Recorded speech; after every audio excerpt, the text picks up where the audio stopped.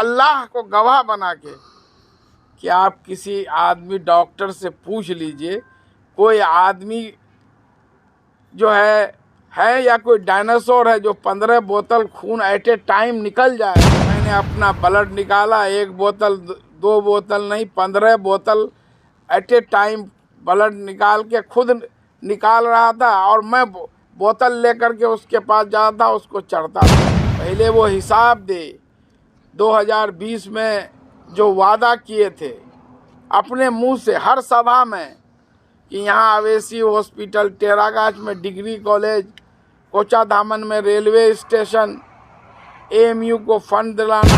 अख्तरुल इमाम के सपोर्ट में अवैसी साहब सीमांचल में दौरा कर रहे हैं। क्या लगता है कि आपका लहर जो किशनगंज में किसका रहेगा? आप लोगों का जनता का मोमेंट तो समझ में आ गया होगा। जनता जो ऐसे लफ्फाज गुफ्तार के गाजी जो लीडर हैं उनको अब पहचान चुकी है।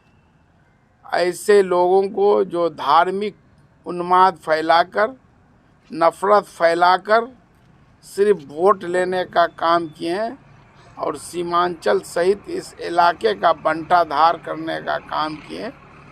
तो इलाके के युवा जो है, बुद्धिजीवी, सभी लोग इस चीज़ को समझ गए। पिछले चुनाव में, विधानसभा चुनाव में 5 आदमी जीत कर गए, लेकिन उन 4 आदमी को भी वो समेट कर नहीं रख सके जब उनका कोई काम नहीं हो रहा था, कोई मसला हल नहीं हो रहा था। लंबे लंबे वादे करके यहाँ बैरिस्टर साहब गए थे, न डिग्री कॉलेज बना, न रेलवे स्टेशन बना, न एएमयू सेंटर को फंड मिला, न सुरजापुरी मुस्लिम बरादरी को ओबीसी का दर्जा मिला, न अमोर में जो है अवेसी हॉस्पिटल बना। ये सारे वादे बैरिस्टर साहब के थे।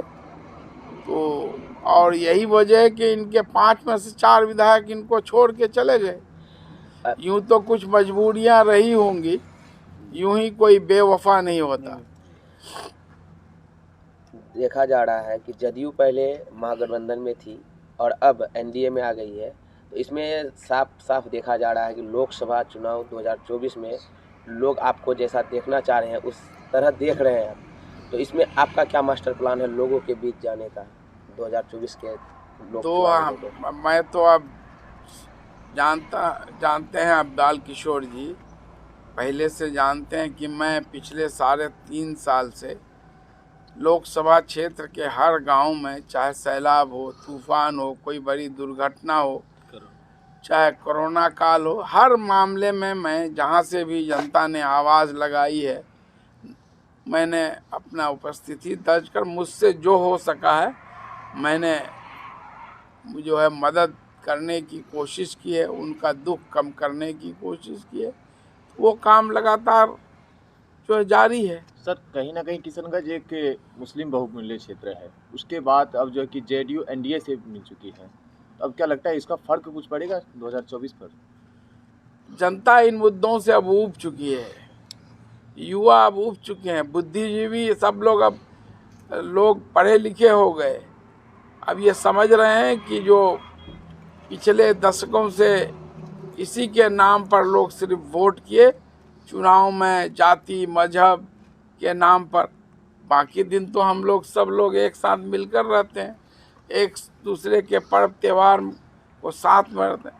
तो हम लोगों की हमेशा कोशिश रही है सभी धर्म जाति के लोगों को एक साथ लेकर चलना है। हम लोग इंसानियत का पैगाम देते हैं, क्योंकि कोई भी धर्म जो है आपस में नफरत करना नहीं सिखाता। अभी क्षेत्र में लगातार ये बनी रहती है माहौल कि जहां बीजेपी आती है वहां पर कभी संविधान बचाओ की बात आती है, तो कभी ऐसा आता है कि वो हिंदू का पार्टी है। इस कड़ी में आप उससे फिर से जुड़े हैं?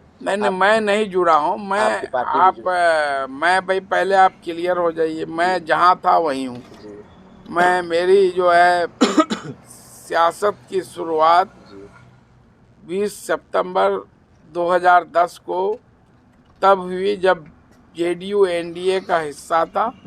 हम लोग सीमांचल गांधी मरहूम तस्लीमुद्दीन के साथ 20 सितंबर 2010 को जेडीयू ज्वाइन किए थे, तब भी वो एनडीए का हिस्सा था। तब से लेकर इतना बार गठबंधन बदला और मैं वही हूँ।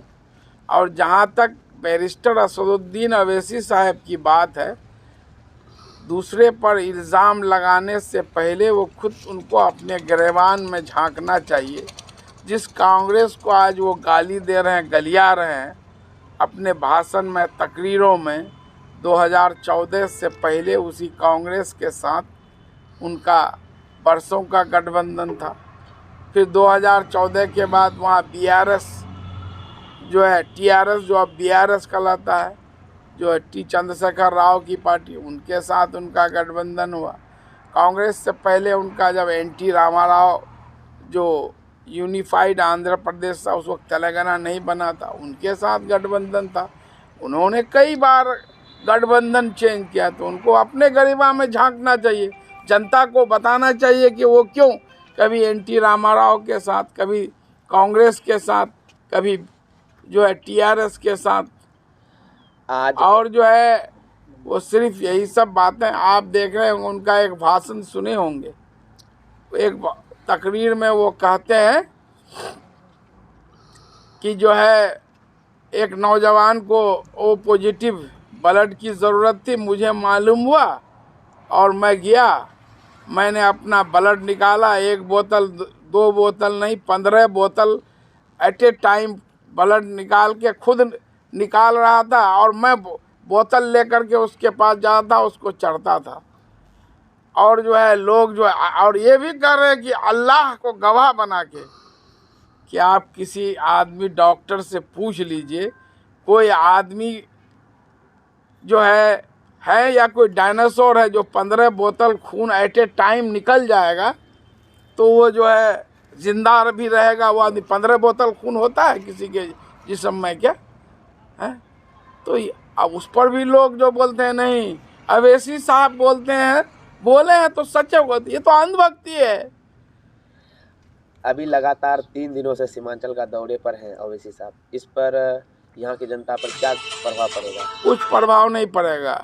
पहले वो हिसाब दे, 2020 में जो वादा किए थे अपने मुंह से हर सभा में कि यहाँ अवैसी हॉस्पिटल, टेरागाछ में डिग्री कॉलेज, कोचाधामन में रेलवे स्टेशन, एएमयू को फंड दिलाना, एएमयू किशनगंज सेंटर को बदहाली दूर करना, सुरजापुरी मुस्लिम बिरादरी को केंद्र सरकार के ओबीसी में शामिल करना और सीमांचल को स्पेशल पैकेज 371 के तहत दिलाना।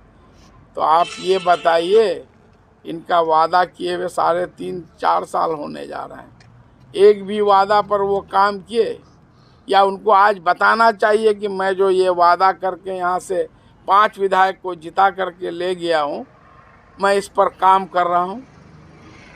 एक बार भी इन मुद्दों